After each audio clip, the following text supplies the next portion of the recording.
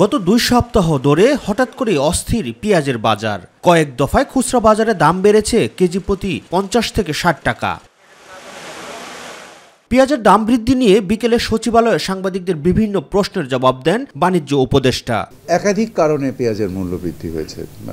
মৌসুমের শেষ, আমাদের মানে যে পেঁয়াজটা শেষ মৌসুমে এসছে সেটাও একটু শুকিয়ে ওজনও কমেছে।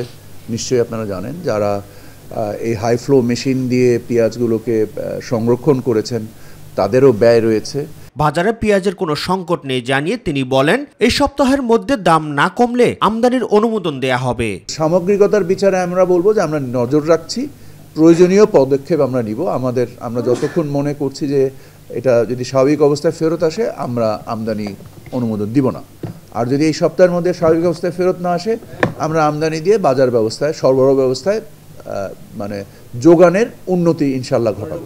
এর আগে সকালে অর্থ উপদেষ্টার সভাপতিত্বে সচিবালয়ে অনুষ্ঠিত হয় অর্থনৈতিক বিষয় সংক্রান্ত ও সরকারি ক্রয় সংক্রান্ত উপদেষ্টা পরিষদ কমিটি এবং খাদ্য পরিকল্পনা ও পরিধারণ কমিটির সভা।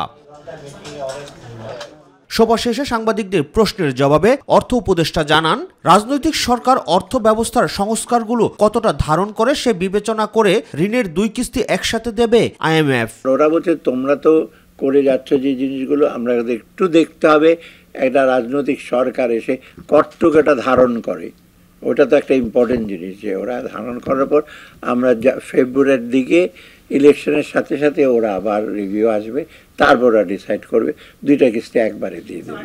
5 ব্যাংকের শেয়ার শূন্য গভর্নরের এমন সিদ্ধান্ত চূড়ান্ত নয় বলেও জানান ডক্টর সালেউদ্দিন আহমেদ।